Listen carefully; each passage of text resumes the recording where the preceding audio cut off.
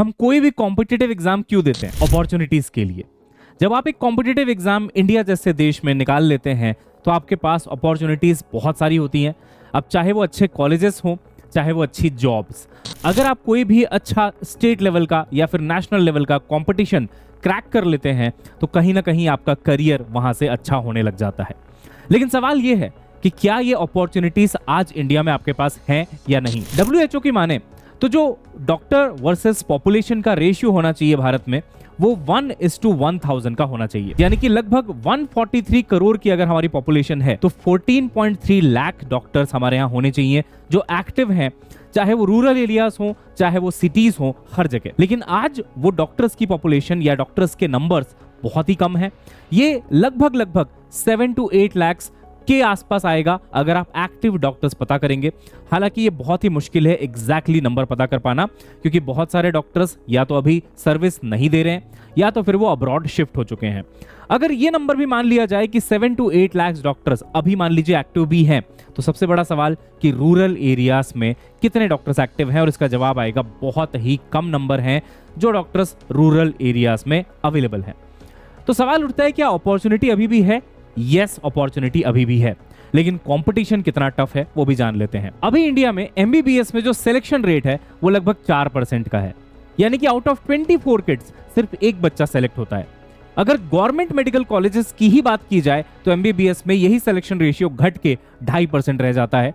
यानी कि out of 40 बच्चे सिर्फ एक बच्चे का सिलेक्शन होगा। और एम्स की बात की जाए तो सिर्फ 0.08% है, यानी कि 1200 बच्चों में से सिर्फ एक बच्चे का सिलेक्शन होने वाला है। तो यस, कंपटीशन तो बहुत ज्यादा फियर्स है, बट क्या देश को डॉक्टर्स की जरूरत नहीं है? क्या अच्छे डॉक्टर्स की जरूरत खत्म हो गई है? ऐसा बिल्कुल भी नहीं है, क्योंकि WHO का जो रिकमेंडेशन है अगर उसमें हमें डॉक्टर्स की संख्या उस हिसाब से बनानी है तो 4-5 साल भी लग सकते हैं जब आपको 1-1 लाख के रेट से आप ऐसे चलोगे। तो डेफिनेटली डिमांड है, डेफिनेटली एक अच्छे डॉक्टर की आज जरूरत भी है, और स्पेशली रूरल एरियाज में ये जरूरत और भी ज्यादा बढ़ जाती है। अब आपके मन में ये आना चाहिए कि क्या अपॉर्चुनिटी है? बिल्कुल है। और आपको कितनी सीटें चाहिए? सिर्फ एक सीट। भले ही सिलेक्शन रेशियो टफ हो, लेकिन इसके लिए आपको जीनियस होने की जरूरत नहीं है। आज मैं आपको इस वीडियो में ऐसी 3 चीजें बताऊंगा जो अगर आपने बहुत अच्छी कर ली तो आप MBBS की गवर्नमेंट मेडिकल कॉलेज की सीट अपनी पक्की कर सकते हो। क्योंकि जो लोग ये पक्की करते हैं वो भी हार्ड मास के ही बने होते हैं, और वो भी आप ही की तरह सोचते हैं, उनका भी ब्रेकडाउन होता है, वो भी डिप्रेशन में जाते हैं, वो भी परेशान होते हैं, लेकिन वो एक चीज कभी नहीं छोड़ते और वो है हार्ड वर्क, पढ़ाई, कंसिस्टेंसी। तो आइए जानते हैं वो 3 चीजें क्या है। सबसे पहला पॉइंट आता है फोकस। जब भी आप किसी कॉम्पिटिटिव एग्जाम के लिए तैयारी के लिए जाते हैं, आप ये अफोर्ड नहीं कर सकते कि आपका फोकस इधर उधर जा रहा है या किसी और चीज के बारे में आप सोच नहीं सकते। यस, आपकी जो डेली एक्टिविटीज हैं वो चलेंगी, आपकी जो फैमिली रिस्पॉन्सिबिलिटीज हैं वो आपको निभानी है, लेकिन जिस चीज पे आपका सारा का सारा फोकस होना चाहिए वो होना चाहिए आपका कॉम्पिटिटिव एग्जाम। अब चाहे उसके बारे में सोचना हो, उसके बारे में बात करनी हो, ज्यादातर चीजें आपकी उसी के इर्द गिर्द घूमनी चाहिए। हाँ, आपको बाकी चीजों को इग्नोर नहीं करना है, आपको अपनी हेल्थ का ध्यान रखना है, आपको अपने एक्सरसाइज का ध्यान रखना है, स्लीप का ध्यान रखना है, फैमिली वालों को टाइम देना है, दोस्तों को थोड़ा टाइम देना है, बट सबसे इंपॉर्टेंट जो चीज है वो है आपका एग्जाम, और उसके लिए आपको बहुत अच्छे से फोकस करना चाहिए। सेकेंड पॉइंट आता है माइंड सेट या फिर माइंड शेयर। अपने दिमाग का कितना हिस्सा आप बाकी चीजों पे लगाते हैं ये बहुत इंपॉर्टेंट है, और किस तरीके का आपका माइंडसेट है। क्या ये एकदम पॉजिटिव माइंडसेट है या फिर आपको रुक रुक कर यही ख्याल आते हैं कि शायद मेरा नहीं होगा। देखिए, अगर आप आईने के सामने खड़े होकर आंखें मिलाकर खुद से ये कहेंगे कि नहीं तेरा सिलेक्शन होगा, तो डेफिनेटली आपके अंदर वो कॉन्फिडेंस आएगा। और जब माइंडसेट अच्छा हो, जब बिलीफ सच्चा हो, तभी आप किसी कॉम्पिटिटिव एग्जाम को क्रैक कर सकते हैं, वरना अपने अंदर से इतने सारे सवाल, इतने सारे सेल्फ डाउट आ जाएंगे कि आपको कुछ भी कर पाना बहुत मुश्किल लगेगा। तो सबसे पहले अगर आपने सोचा है कि यस मुझे डॉक्टर बनना है या किसी भी कॉम्पिटिटिव एग्जाम को क्रैक करना है, तो डे 1 से आपके अंदर ये थॉट बिल्कुल सॉलिड तरीके से इन्फ्यूज हो जाना चाहिए कि ये एग्जाम आपके लिए बना है और आप इस एग्जाम को क्रैक करेंगे। उसके लिए जो भी रिक्वायर्ड चीजें होंगी वो सारी चीजें आप फॉलो करेंगे। तीसरा सबसे इंपॉर्टेंट पॉइंट यहां पे आ जाता है कंसिस्टेंसी।